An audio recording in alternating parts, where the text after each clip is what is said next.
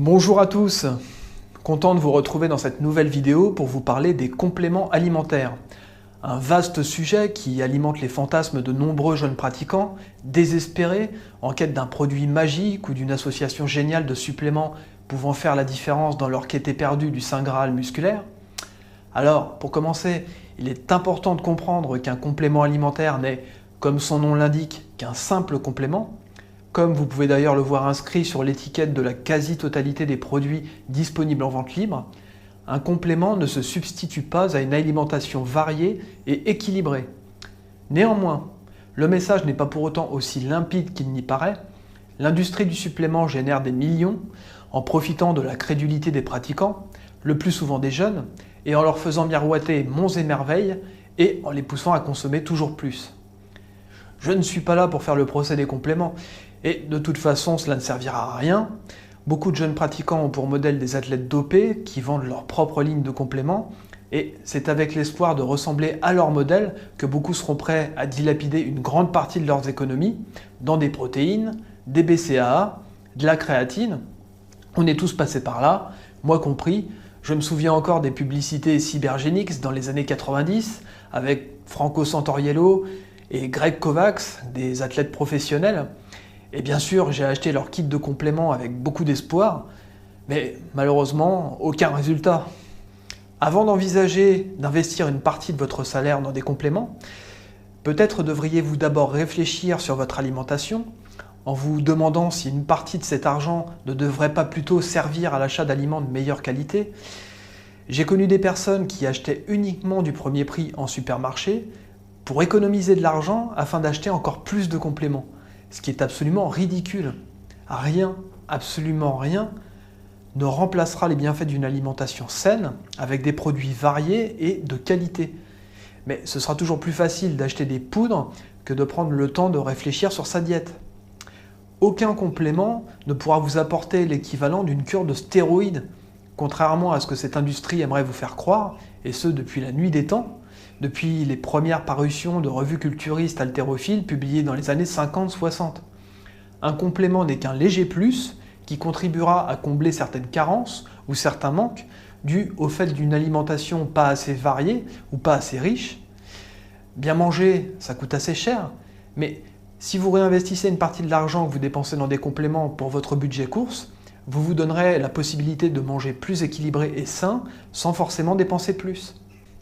Comme je vous l'ai déjà dit dans une précédente vidéo, je ne suis pas un gros consommateur de compléments.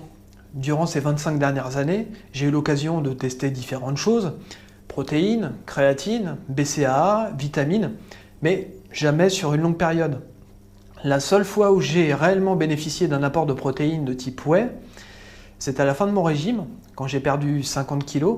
À cette période, je ne mangeais quasiment plus rien pour ne pas reprendre de poids. J'étais carencé en à peu près tout, et j'avais perdu énormément de muscles et de force.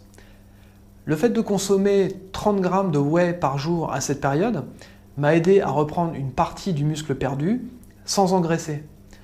Durant mes 5 premières années d'entraînement, celles où j'ai construit ma base musculaire, je ne consommais pratiquement pas de compléments. Éventuellement un pot de 750 grammes de whey qui me durait plus de 6 mois ou qui finissait simplement à la poubelle une fois périmé. Ça faisait partie des quelques éléments positifs apportés par la philosophie d'entraînement de Mike Mentzer et de sa méthode Heavy Duty. Il recommandait simplement de manger équilibré et d'augmenter légèrement ses calories pour continuer à progresser, sans plus. Si à cette époque il avait recommandé dans ses articles l'utilisation de compléments alimentaires, je me serais certainement laissé influencer. Parce que j'avais 17 ans et que j'avais tendance à vouer une confiance aveugle à mes modèles de l'époque, sans aucun recul, sans aucune réflexion, comme la plupart des jeunes d'hier et d'aujourd'hui. Malheureusement, on ne peut pas être un vieux sage avant d'être un jeune con. On peut toutefois devenir un vieux con si on ne tire aucune leçon de tout ce que l'on a vécu. Je remercie donc Mentzer, paix à son âme, pour les économies d'argent réalisées grâce à son enseignement. Cette quasi-absence de compléments ne m'a jamais manqué. Ça ne m'a pas empêché de développer une force et un volume musculaire considérable, même si l'ensemble était bien dissimulé sous une couche de gras bien épaisse. Mes entraînements étaient brefs, très intenses pour mon jeune âge, et le repos était le point central de la méthode Heavy Duty. On peut critiquer Menzer sur de nombreux points et remettre en cause sa méthode, mais le fait est qu'elle m'a donné de bons résultats durant mes 3 premières années d'entraînement, bien plus que beaucoup d'adhérents de mon club de gym sur la même période, qui s'entraînaient pourtant plus souvent que moi et consommaient quotidiennement de la whey et des acides aminés. Voilà pourquoi je vous appelle à une certaine prudence vis-à-vis des compléments. Avant d'acheter tout et n'importe quoi en quantité, assurez-vous en premier lieu de choisir un produit qui puisse compléter utilement votre alimentation. Prenez le temps de tester ce produit sur plusieurs semaines. Commencez avec une dose inférieure à celle prescrite sur l'étiquette, car généralement les fabricants vous conseillent des doses trop élevées pour vous faire consommer plus souvent. Puis, si besoin, augmentez progressivement le dosage, en restant dans des limites raisonnables bien sûr. Si vous gardez une trace écrite de vos entraînements, vous constaterez rapidement si oui ou non ce complément a une influence positive sur vos performances, sur votre physique ou sur la qualité de votre récupération. À partir de là, et si vous le souhaitez, vous pouvez envisager l'essai d'un autre produit, complémentaire du premier, et voir si cela peut vous apporter quelque chose. C'est précisément en procédant de cette façon que j'ai pu déterminer quel complément m'apportait le plus de bénéfices, et je vais vous présenter ces produits en détail. Avant cela, je tiens tout de même à expliquer aux néophytes que les compléments alimentaires ne sont pas des drogues, qu'il ne faut pas confondre les compléments avec les stéroïdes anabolisants, qui eux sont interdits, mais je rappelle qu'il y a de nombreux aliments vendus en grande distribution, bourrés de conservateurs, d'huile de palme, de sel, etc., qui sont bien plus dangereux pour votre santé que de simples protéines en poudre ou même de la créatine. Vous allez certainement sourire, mais dans notre entourage, vous avez tous pu constater à quel point les gens peuvent avoir des idées préconçues sur tout, de par leur ignorance, et ils vous expliquent que les compléments sont dangereux tout en fumant leurs cigarettes. Bref. Je vais donc vous présenter mon premier complément. Alors il faut savoir que je me fournis exclusivement chez Nutrimuscle depuis 2008. J'apprécie cette marque pour son sérieux, pour la qualité des produits, leur transparence et les informations sur leurs fournisseurs de matières premières.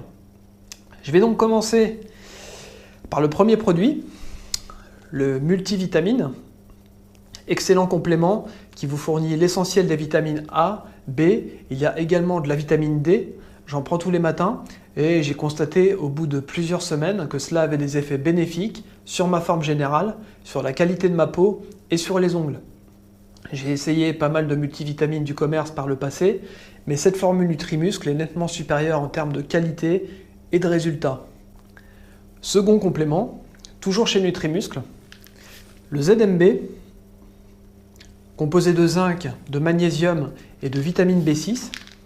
J'ai découvert que j'avais tendance à être souvent carencé en magnésium, ce qui avait des répercussions sur ma récupération nerveuse, la qualité du sommeil, et cela provoquait chez moi une forme de fatigue générale, une nervosité et une agressivité accrue au moindre stress. Je dois dire que j'aurais bien du mal à me passer de ce produit, tant il m'a permis de retrouver une stabilité dans la vie quotidienne, une meilleure récupération liée à des nuits complètes, sans coupure, et évidemment tous les effets bénéfiques qui découlent d'un sommeil récupérateur sur la santé générale et les performances.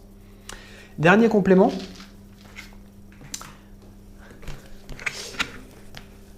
les protéines totales que j'utilise de façon occasionnelle, composées de 20% de whey et de caséine.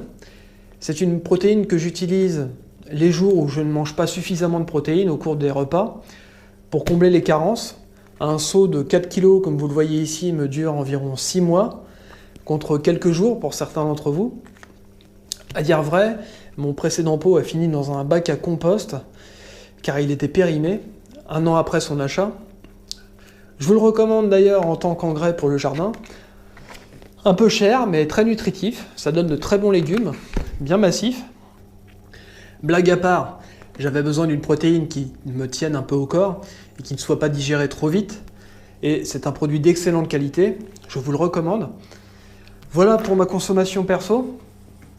Vous constaterez que c'est peu pour un culturiste, mais vous constaterez aussi que chaque produit a son utilité et qu'il n'est pas consommé au hasard. Mon cas est particulier, car mon métabolisme lent m'oblige à manger peu, et quand on mange peu, il est facile de se retrouver rapidement carencé, surtout avec l'entraînement en plus de mes autres activités quotidiennes. Si je pouvais manger plus, je vous l'avoue, je me passerais volontiers des compléments. J'ai testé différents produits qui ne m'ont pas satisfait et ne m'ont rien apporté, comme les BCAA et la créatine. Il en sera peut-être différent pour vous. Vous devrez trouver, en fonction de vos besoins et de votre métabolisme, quels produits vous conviennent le mieux, à force d'essais et d'erreurs. Surtout, ne cédez pas aux sirènes du marketing. Pour terminer, je vais vous conseiller la lecture d'un excellent bouquin, écrit par Michael Gundil et Frédéric Delavier. Je vais vous le montrer tout de suite. Le guide des compléments alimentaires pour sportifs, qui vous aidera à déterminer avec plus de précision vers quel type de complément vous orienter. Je mettrai le lien dans la description avec la référence du livre. Vous verrez sur Amazon, vous pourrez l'acheter. Je crois qu'il est il est vendu à peu près à 20 €. De toute façon, c'est un très bon achat et un excellent guide. Libre à vous de choisir votre marque de complément favorite. Ce n'est pas le choix qui manque. Attention toutefois à la qualité des produits. Ne vous fiez pas au goût ou à la couleur de la boîte. Ce qui compte, c'est la qualité des matières premières et leur provenance. Sur ce point, peu de fabricants sont transparents et on ne sait jamais vraiment ce que l'on achète. Méfiez-vous également des prix trop bas. Comme pour tout, la qualité, ça se paye. Il me reste à vous remercier de m'avoir suivi. Je vous donne rendez-vous prochainement pour une nouvelle vidéo. N'hésitez pas à liker et à vous abonner. Restez motivés, ne vous fixez aucune limite et entraînez-vous à fond. À très bientôt. Bye.